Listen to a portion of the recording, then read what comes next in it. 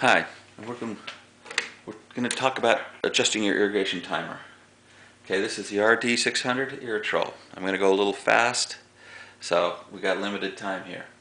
Okay, the Irritrol RD600, if you open this up, you can see these are the valves. Behind here is the battery compartment, and if you can see it, right there, that's the date that the timer was made. These timers have a 5-year warranty on them, and so that's something you're going to want to keep in mind. It's 2 years. You can take it back to the distributor. On 3 to 5 years, it needs to be sent back to the manufacturer. Okay, we've got different programs, A, B, and C. In order to change anything on the clock, on the timer, you need to move to set programs.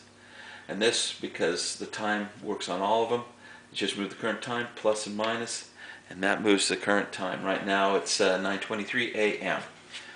What we now have is the A, B, and C program. Don't get confused with A, B, and C with 1, 2, 3, 4, 5 and the valves. All timers basically are the same. They either have valve runtime or station runtime. The wording is a little different, but they mean the same thing. And that's what gets people tripped up. You need to think of the programs A, B, and C as 3 different clocks. Timer A, timer B, and timer C. They're 3 different ones, all comprised into one. And they did that for a particular reason and purpose, and I'll try to explain it to you if I have time. Okay, on the A program, I have 3 minutes. 3 minutes, this is valve 1, valve 2, they're both long. I move it over to 15, it's my vegetable garden. So the reason why that is because the A program actually works this way. Well, all programs work this way. It goes by how many days a week you're operating. I could operate it Sunday, Monday through Saturday, or I can go down to skip days, and 01 means coming on every single day. That's every other day. That's 02. 03 is every 3 days. In my case, I'm running it every day because it's time to start doing that. Okay, what time of day? That's the start time. So what time of day do you want it to come on? Well, I want it to come on at 5 in the morning.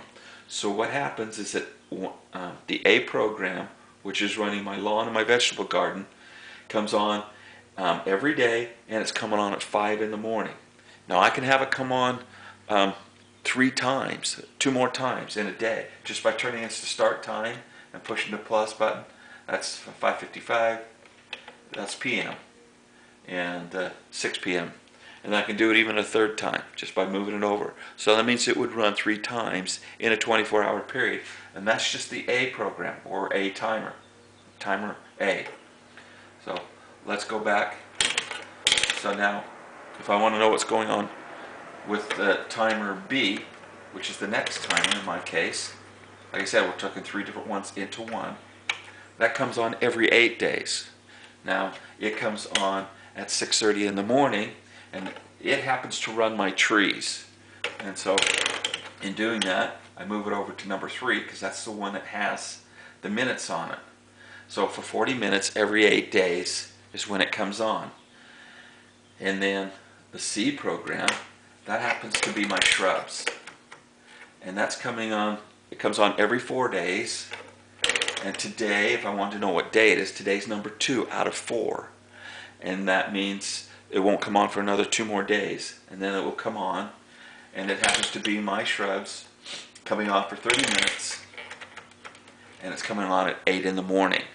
Now, if I want to know what the other days are coming on, I just move it to the date today.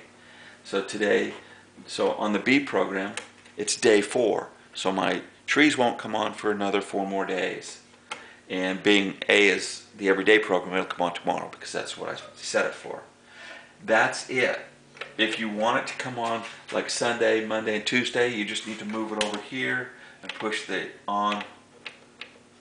Well, you have to go clear down to the skip days and make that 0. Then come up, and then they're all on unless you want them off. So in this case, if I want Sunday on Monday off, I just push that off, and it goes to off. In my case, I like working with the skip days. It's much easier for me, and so I deal with skip days. Okay, another thing that people have a hard time with is they don't understand how to manually start their timer. Although they see it, they don't understand it. I usually move everything back to current time. When I have this on the A program and I start the semi-automatic, you'll see a 1 up here in the upper corner. Well, that's because everything on the A program is running. So what I mean by this, on the A program, valve 1 is running, which happens to be my lawn. Remember, the A program is a program that runs every day. In this case, I'm just giving it an extra drink of water. So valve 1 comes on.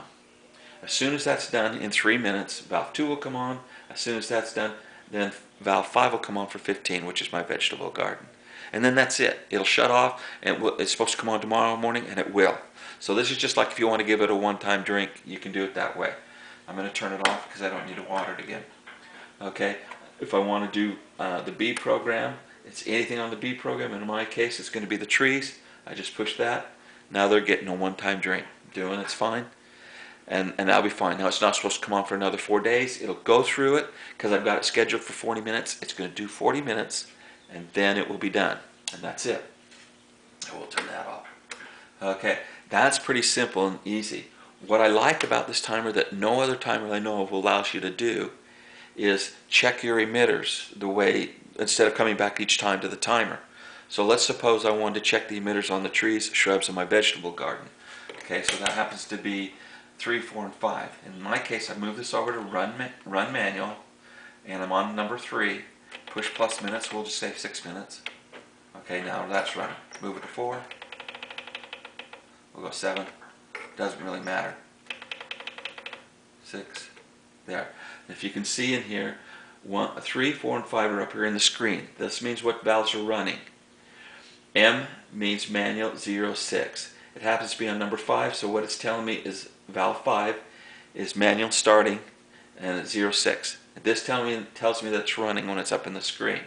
And that's it. Now I can walk around the yard, check the emitters, make sure everything's cool, and it'll automatically shut itself off. In my case, I don't need to run it, so I'm just going to turn it off and then bring it over. Move the timer. I always leave the timer at current times. For some reason, that's just my little thing. Okay, other than that, that's basically how it works. I will do another video that talks about troubleshooting your timer, but that's going to set your timer up. And so if you have any questions, you can email me, and I'll try and help you out that direction. Other than that, you'll have a great day.